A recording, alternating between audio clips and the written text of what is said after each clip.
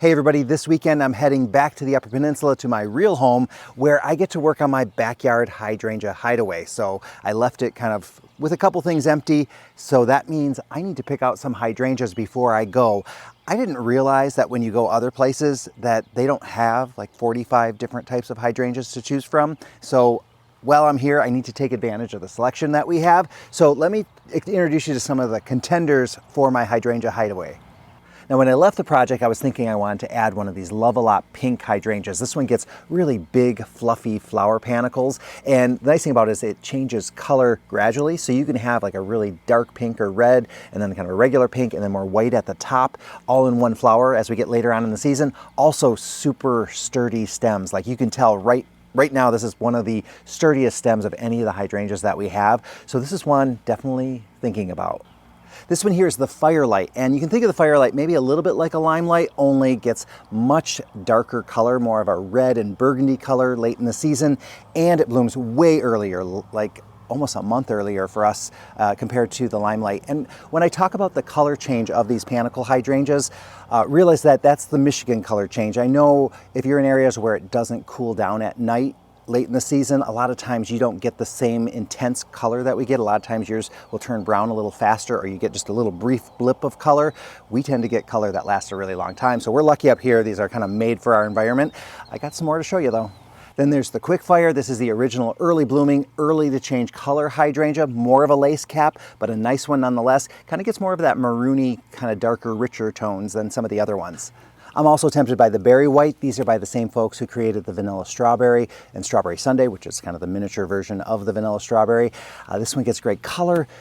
So many choices. But what ended up happening is, as I was trying to decide which one to get, I remembered there's a completely different type of hydrangea that I think might work in that space. So all the varieties I showed you so far are Hydrangea paniculata, or the panicle shape or cone shaped flowers. These here are Serrata, and Serrata is also known as a mountain hydrangea. It's more closely related to the Macrophylla, which is the typical blue and pink ones. Those are probably the most popular out there. Those are the ones that people think of when they think of a hydrangea. Now, I learned this on the Gardening Simplified podcast, that the Serrata and the Macrophylla actually come from a similar region, just that the Macrophyllas grow more in the temperate coastal regions, and the Serrata, which are the mountain, grow more in the kind of mountain regions. Therefore, these mountain ones are, number one, more used to colder temperatures and unexpected frosts and cold temperatures. So that means that their buds are a little bit hardier than what we'll find on the Macrophyllas. And up here, that's one of the biggest downfalls of having a Macrophylla, like an endless summer or one of those types, is that they survive the winters fine, but the buds kind of freeze out if we have a late frost, and then we don't get flowers, or if we do, they're really, really late. So these Tuff Stuff hydrangeas is the variety that these are called. This is Tuff Stuff Top Fun. These should hold up a little better in our winters. They're all the way down to zone 4 as well, because a zone 4 Macrophylla is kind of hard to find. There's only a couple of them out there. Most of those Macrophyllas are going to be maybe a 5, but most are 6s, 7s. So we don't get to enjoy those Macrophyllas, but this is a chance for us to get these blue and pink varieties, because these will change depending on the acidity of the soil, just like the other Macrophyllas do. So opportunity here for me to put these in my backyard and also really put them to the test, because we are definitely a zone 4 up there at my house. So this will be putting them to the test. And then that made me think, now there's even another variety that I could give a try, and that's a little farther down. I don't have them quite as open as this one, but I'm going to show you those. This one is a cross between a Macrophylla and a Serrata. So hopefully the best of both worlds. This one's just starting to open, so it's going to start getting more of its pink color very soon. This is from the Let's Dance series from Proven Winners, and it's called Let's Dance Sky View. And one of the unique characteristics of this one is that not only is it early to rebloom, but also it's one of the easiest hydrangeas to turn from pink to blue. So you don't need to work quite as hard. You don't need to add as much aluminum sulfate to it to get it to turn blue. At least that's what they told us, and that's what they've been selling it as. So I think this is a good one to test, because can I get this to turn blue? Now, it might be too late in the season for me to start adding but it will be producing new blooms. So I would think that as long as I start treating it now, I should be starting to get some different colors. If not, I'll work on it next year.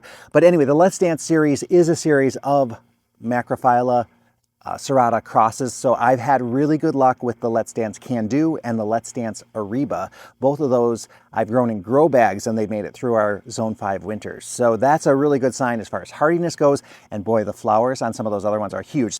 So as I was thinking about my space, I was considering that area behind my hydrangeas, that space between the house and that drip line that comes down off the roof. And I know a lot of you said, like, why don't you just get gutters? Well, just got a new roof, got a new driveway and sidewalk. If I'm going to spend money and I have to choose between gutters and plants, plants are going to win because the budget's really tight right now after those projects. So I'm going to spend the money on plants. I can always put gutters in later. And I think this is a little bit of an experiment for me because these arborescent variety of hydrangeas, they pretty much die back in the winter. So I don't have to worry about snow load and ice breaking branches and that type of thing. So I'm going to tuck them in along the house and just see how they do. I think they'll probably do fine. Now over time, those hydrangeas in front of them might start shading them out a little. Fortunately, the arborescents can handle a lot of low light, but if that starts to happen, I can always move them out. Couple advantages to the arborescents. Number one, they are very close, or they're based on the native variety, so they're hybrids of the native variety, so they're native to the United States. They also tend to clump spread, so over time you can always take a spade, cut them and divide them. So that's kind of a nice thing about the arborescents. And when we say arborescents, I'm talking about those big ball ones. So Annabelle is the old-fashioned one, nice big ball. Only thing is a lot of times when it rains or as the season progresses, they droop because the flower heads are so big and so heavy. There's also the Incrediball, which is less likely to droop because it has stronger stems, but it still has bigger flower heads, so sometimes that one droops. There's a series called Invincibelle that I'm quite fond of. The flowers are a little bit smaller, but it gets a lot of them, and it's prone to reblooming. So you get fresh flowers coming throughout the season, so I really like them, and they're available in a couple different colors. So very exciting to have that happen. This one here behind me is the Invincibelle Ruby, and I do want to use this one. This beautiful ruby color when they first open, it will gradually get lighter, and then it turns to more of a jade green later on. Fortunately, you can get new blooms coming later, so you can get both that jade and that red. I think these will be really nice to put behind my panicle hydrangeas because these will be ruby. They tend to bloom a little earlier. Then I'm going to get the white, and that white will gradually change to pinks and reds and rubies. So I feel like I'm going to be going like a pink to white, back to pink kind of thing in that area. It's a good thing for me to try. I just want to see how it works. And then behind the other hydrangeas, I think I'd like to use the Invincibelle Sublime. And this is one that they stay more of a lime color, and then they do get to a dark kind of rich jade color green as well. And they have a little pink center on them, which is quite attractive. It's a little bit different kind. I really think it's a beautiful one, but it's very different. It's not showy like these here. It's not that crisp white like you find in the Annabelles and Incrediballs and some of the other ones, but I just think it's a good one. Now there are other colors of these, so or sizes, like there's mini Mauvette and there's Limetta and a bunch of other ones as well. Okay, I've shown you a lot of hydrangeas today. I think it's time for me to get these packed up, get in the car, head north, and get these planted. I'll probably save the planting for tomorrow.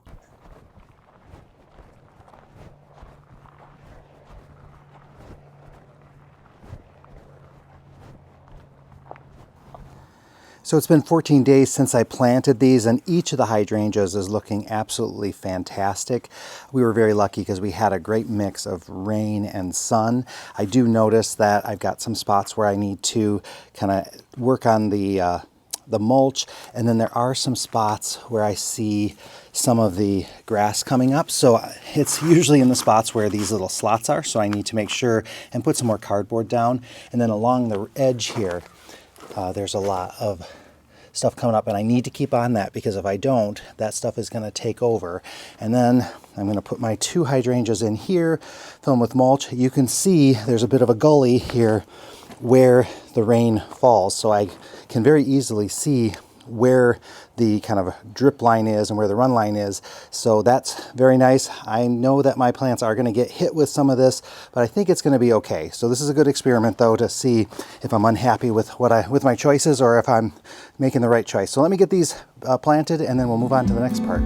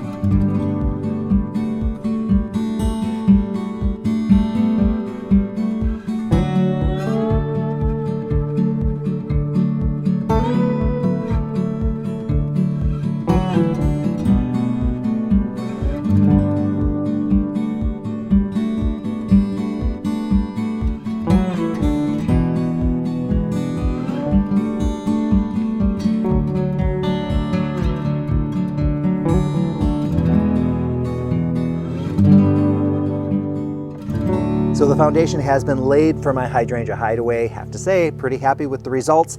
I will note that I did make sure to water these in really deeply after I planted them, especially the arborescents. I find that those, when they're first planted, they like to make sure that they're getting lots of water until they're established. So keep that in mind, that you don't want those arborescents to dry out. But of all the hydrangeas, I find the arborescents are the most forgiving as far as planting, as long as they're getting that water. I mean, if you plant them too high or too low, I mean, I've seen people who like shovel them out and just put them on a pile of soil and they started rooting without even being planted in the ground. So they're very forgiving on that front, but they need that moisture. So just keep that in mind. And with any of your hydrangeas, if they were, say, in a protected area and you move them into a full sun area, they can get a little bit of sun scorch, or they can kind of, we'll say, wilt, or kind of the flowers can kind of bow down. And it's just an unattractive thing. It's not that your plant is dying. They might need a little water, but if they don't need water, just know that it's just a temporary thing with them. So don't panic about it. But it is something that you could avoid that maybe by gradually introducing your plant to the sun, by having like in your container and then moving the container in the sun for an hour or two, then moving it into the shade to give it a break until it acclimates. Sometimes that's more work than you want to do. So you just kind of say, I'm just going to put it out there, and then next year's when it's going to look its best. This year it's going to have a little bit of finickiness. That can happen, doesn't always happen. Meanwhile, if it was in full sun and you move it into shade, you usually, or I shouldn't say shade, lower light, not too much of a problem. I do have one more thing I want to do in this area, and it has to do with this tree above me. So let me show you. So this maple is absolutely beautiful, but I want to make sure that I'm getting as much sunlight on these hydrangeas as possible. So I'm going to limb this up, and I'm going to just take out this limb here and this limb here. And my thinking is that that's going to give it a little bit more light. Now, if I was in a more southern, hotter climate, this would actually be perfect, because for you guys, full sun and hydrangeas sometimes don't mix. So you sometimes need to give them a little break from that hot afternoon sun. Here in northern Michigan, they will love full sun all the time. So the more light we give them, the better. Now, as I go through, I have planted them a little closer than maybe what I normally do. And here's an example of those that little bit of transplant shock, maybe a little bit of water shock, where they're just kind of bowing down a little. They're going to bounce back up, or if they don't, I can always either snip them or just wait a little while and the new stuff will look okay. But this is closer than recommended, because these get, I think about, 3 feet wide or whatever, and then these get bigger too. So at some point, this may be a little too congested, but I'm not going to worry about it too much. My arborescents are the ones, and those are the ones along the back, that if I need to keep them tamed, or if I need to trim them back, or if I need to take them out, that's okay. My real showstoppers are going to be the ones here in front. So we'll kind of give it a go. And I just love the flowers on this Tuff Stuff Top Fun. It looks so beautiful. And what we have here, these here are going to be the sterile florets, so these big showy ones. Meanwhile, this here are the fertile florets, and these are the ones that attract the pollinators the most. So I have it on this one, my Quickfire. Oh, I don't have a regular Quickfire Fab, so that one doesn't count. But the regular Quickfires like that. And then I also planted over here, this is the Invincibelle Lace, and it's just starting to flower. So it has these sterile fertile florets here in the center, and then this is just the first blooms of the sterile florets, these white ones here.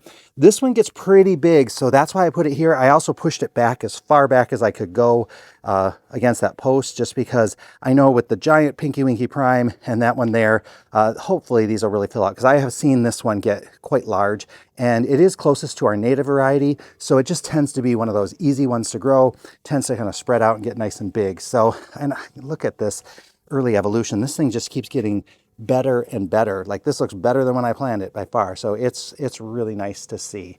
Just loving how this is all turning out. I think I'm going to love this next year and the year after. Now I'm going to come back out and give a little bit more water. So I'm leaving my hose out, and I think I'm ready to kind of wrap this one up.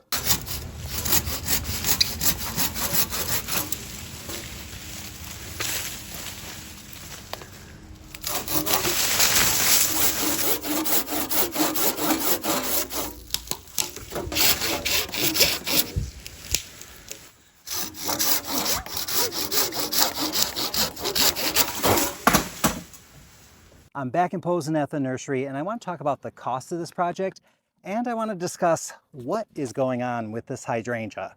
We'll get back to this in just a moment, but when it comes to the price, you may have noticed that each of the hydrangeas that I planted were either in a 2 or a 3 gallon pot.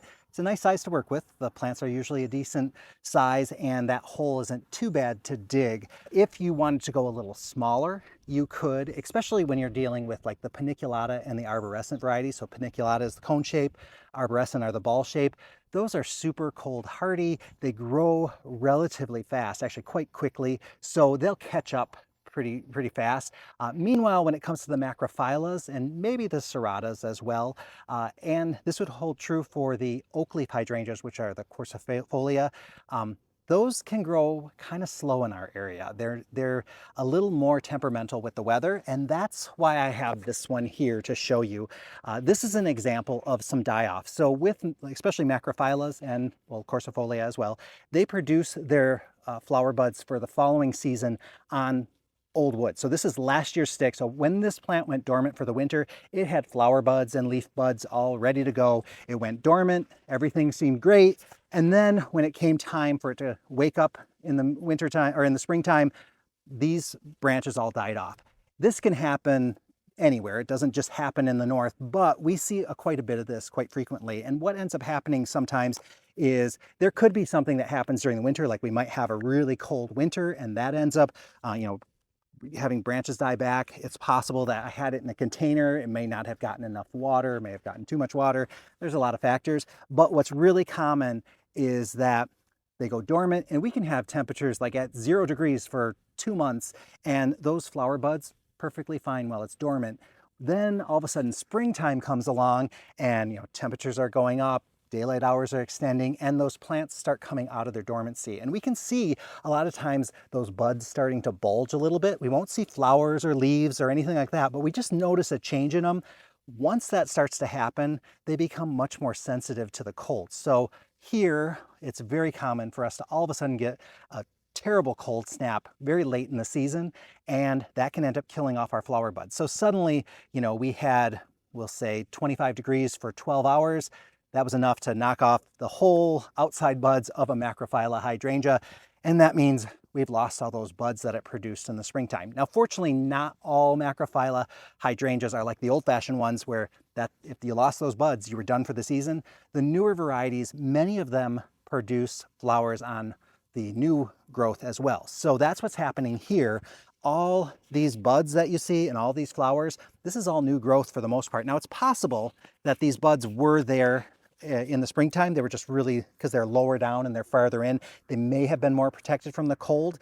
So what I would normally do is in the springtime, once the leaves emerge, I always wait till the leaves emerge, it becomes pretty obvious what has survived and has new growth coming off of it and what doesn't. And then I would just snip it off just above the new growth. That's how I handle all these. And some of these I can tell, like I follow it down and it actually connects up to one of these branches. So you can just see where, this part got nipped and this other part didn't. Now, like I said, there's a lot of other factors that could have happened other than the cold that causes this. But if this has happened to you, or if it's happens to you in the future, know that it's not the plant's fault. It's not your fault. It's just not the right spot for that plant or not the right climate. That just kind of took it out and we need to change some conditions with it. So I just want to make sure you guys know that, and so that you're not feeling, like, oh, I kill everything, because that's not the case. Sometimes up here in the north, macrophyllus are just a little fussy, and that's why I'm so excited about those serratas and the serrata crossed with the macrophylla, because hopefully I'm gonna have better luck with those, because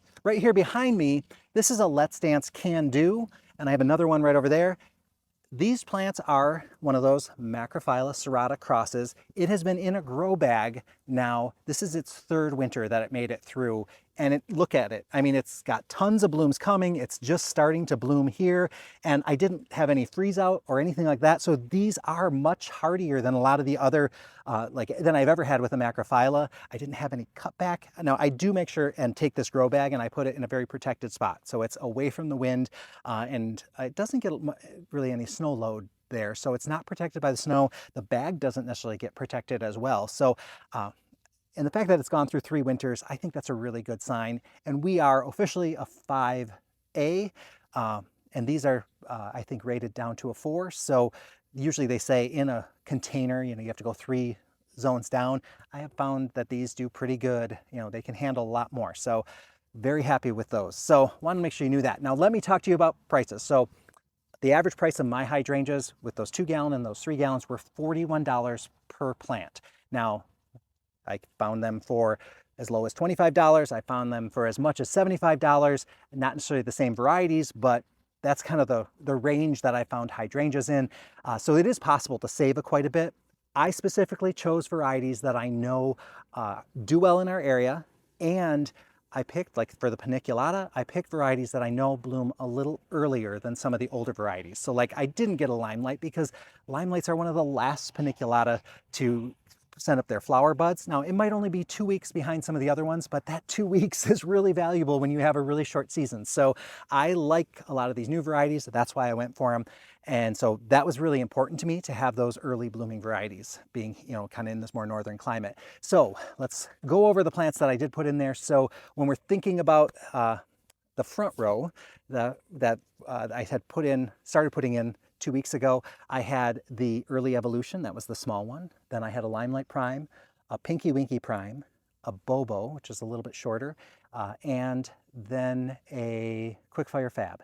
And so those are all paniculata varieties, the cone-shaped ones that start out white and turn pink. And then also I finished off that row with one of the Let's Dance Sky View. So that's in the same family as this one here. So it's a Macrophylla serrata cross. And then at the end, I had the Tuff Stuff Top Fun, and that is a serrata. So looking at that row in particular, because I feel like with the way I did it, you could actually just do the front row or just do the back row and you would still have pretty good effect. And I kind of threw that back row in because I started dreaming about this idea of a little bit of a arborescent hedge along the house there, and I kind of got caught up in it and I just wanted to do it. So I did it, even though I think they might be getting a little bit crowded with the paniculatas that I had put in front of them, but we'll cross that bridge. That's not a problem for today. So in total for those plants at $41 each, that's $287 worth of plants in the front row. The back row, that's where I had the 2 Invincibelle Sublimes, and then I had 3 of the Invincibelle Rubies, and then 1 of the Invincibelle Lace. So that's 6 plants, and that came to a total of $246 worth of plants. Again, going with smaller sizes or different varieties could change the price significantly. And if you do go with smaller plants, I'd say that's a really good project for the springtime, because number one, you're going to be able to put those plants in the ground and they're going to have lots of time to put on new growth and develop their roots through the season. And also you don't have to worry about keeping them watered in the heat. So you can just give them regular water. You know, you got to water them during the summer, but you don't have to go crazy with it. Whereas if you plant them like right now in July, you're going to want to make sure you're constantly checking them for water. You may be watering them, you know, 2 times a week or 3 times a week, depending on the temperature and the wind and all that kind of stuff. So something to keep in mind. Good project with small plants. Meanwhile, if you're doing the bigger plants, not a big deal for you to do them in the fall, because you could do them even after the plants go dormant. I've planted lots of paniculata and arborescens when, like after frost, the ground was almost freezing, and I put them in and they did fine the following year. They're just that hardy. I don't know how the serratas and the macrophyllas would do in those kind of conditions, but I do know that the paniculata and the arborescens doesn't bother them a bit. Now for my mulch, I didn't have to pay for the cardboard. I just recycled cardboard. The mulch, I paid $3.33 per bag, and that was just the cheapest mulch I could find, so I used that. And I used 12 bags, so what does that come to? About $39.96, so about $40, and I can mail in a rebate for, I get $4.40 back, so $35.50 for that. So in total, it looks like my total cost for this project was about $568. And 80 cents, so about $570, and most of that was in plants. So again, if you have a source for cheaper plants, or you're propagating your own, or doing, you know, starting with smaller plants, you have a lot of options with that. But I wanted to make sure and just talk about the price of these projects, because I think that's the other thing. Like, I put a lot of shrubs in there, and a lot of people can't do that many at one time. I'm lucky that I've got you guys watching YouTube, and that's helping me pay for all these expenses that I'm accruing. So I really appreciate you guys watching and commenting and keeping the momentum going on this channel, because it is giving me the opportunity to test more plants, do more things, and share that all with you. So thank you guys so much. I think that's probably everything I need to show you. Thank you for watching, and I will see you guys in the next video.